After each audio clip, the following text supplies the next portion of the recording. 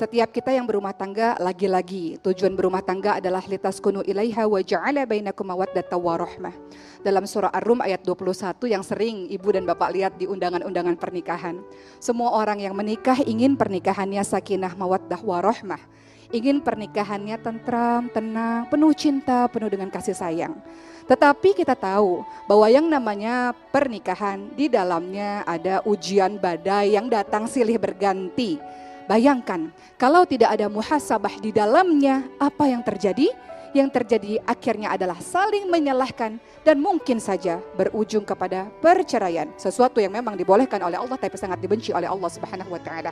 Maka kita lihat bahwa di dalam rumah tangga ada beberapa konflik-konflik yang mungkin akan mewarnai kehidupan rumah tangga kita yang kalau kita bermuhasabah bisa terselesaikan. Contoh, beberapa di antara konflik yang menyebabkan kita bertikai, pertama adalah kurangnya atau tidak lancarnya komunikasi. Si istri mengatakan suami saya susah diajak bicara. Suami mengatakan saya nggak cocok bicara sama istri saya.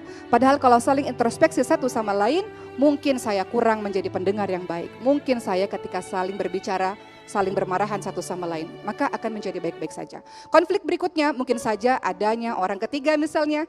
Daripada kita sibuk menyalahkan kenapa pasangan saya tergoda kepada yang lain, kita bisa bermuhasabah diri, berintrospeksi diri. Mungkin di dalam diri kita kurangnya adanya pelayanan terhadap suami.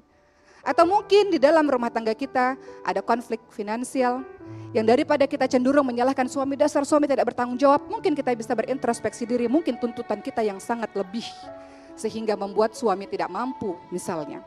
Sebenarnya sahabat-sahabat sekalian, Rasulullah SAW juga mengalami konflik dalam rumah tangganya. Maka kita belajar dari kisah ini. Pernah pada suatu ketika Rasulullah SAW dimintai oleh para istri-istrinya tambahan nafkah. Pada saat itu Umar bin Khattab radhiyallahu anhu dan juga Abu Bakar radhiyallahu anhu datang kebetulan untuk melihat. Dan ketika mengetahui hal tersebut, Abu Bakar menegur anaknya Siti Aisyah radhiyallahu anha dan Umar bin Khattab radhiyallahu anhu menegur anaknya Hafsah bahwa apa yang diminta oleh mereka kepada Rasulullah itu tidak ada pada diri Rasulullah.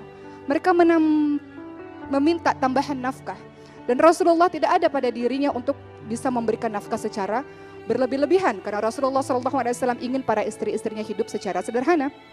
Maka apa yang terjadi? Rasulullah memberikan waktu kepada para istri-istrinya untuk bermuhasabah.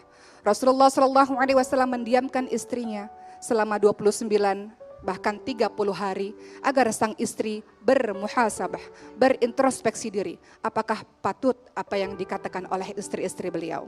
Sehingga turunlah surah Al-Ahzab ayat ke-28 sampai ke-29 yang menginformasikan istri-istri boleh memilih, boleh berpisah atau boleh bersama dengan Rasulullah SAW dan semua istri memilih untuk tetap terus bersama dengan Rasulullah SAW.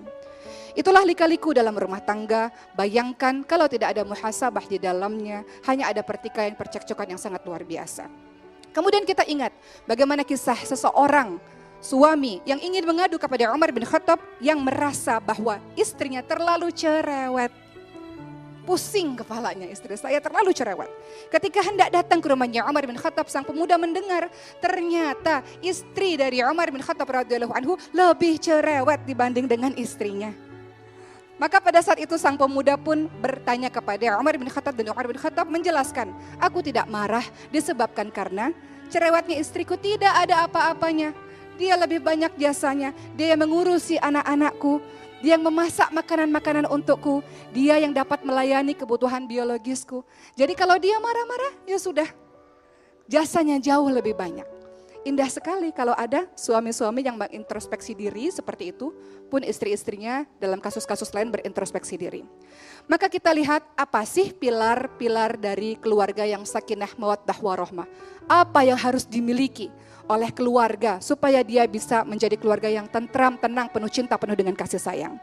Pertama, seluruh anggota keluarga harus senantiasa hatinya cenderung kepada agama. Suami cinta pada agama, istri cinta pada agama, agar anak-anak dididik untuk cinta juga pada agama.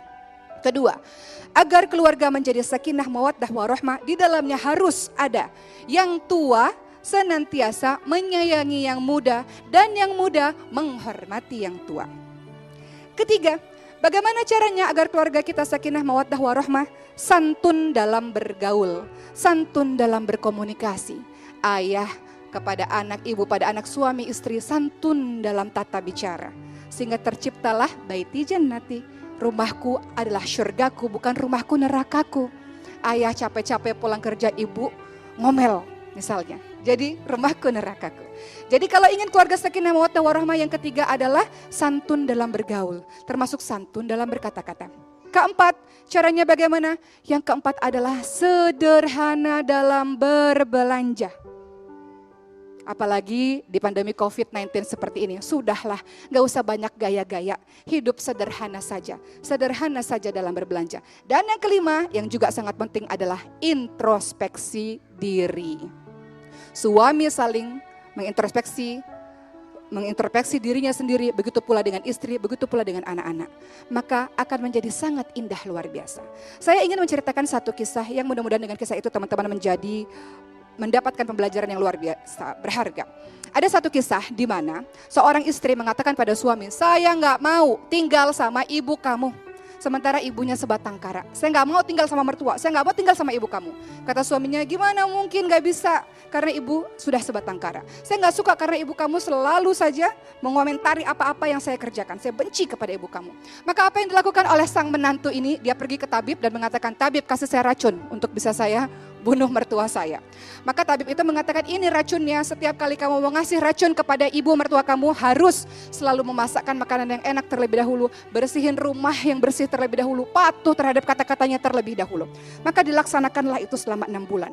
Sampai akhirnya pada suatu ketika sang menantu ini mendengar mertuanya mengatakan pada anaknya, aku semakin sayang kepada menantu perempuan ini. Karena ternyata setelah 6 bulan ini dia banyak perubahan. Dia menjadi orang yang sangat baik. Aku sangat sayang kepadanya. Maka menantu ini, perempuan ini menyesal. Dia berkata pada tabib, tabib aku gak ingin menjadi orang yang membunuh mertuaku. Kasih obat supaya bisa menetralisir racun tersebut. Apa kata tabib tersebut? Tabib tersebut mengatakan, di dalam ramuan itu tidak ada racun apa-apa. Yang ada racunnya adalah racun itu ada pada dirimu sendiri karena prasangka burukmu dan tidak pernah bermuhasabah diri, selalu menyalahkan orang lain. Ketika engkau ubah perilakumu, engkau menjadi menantu yang sangat mencintai mertuamu, menantu yang bersih dalam urusan rumah tangga, masaknya enak, patuh terhadap mertua, dampaknya adalah mertua menjadi sayang kepadamu. Di sini kita bisa lihat kisah sederhana bagaimana muhasabah diri bisa menyelamatkan prahara-prahara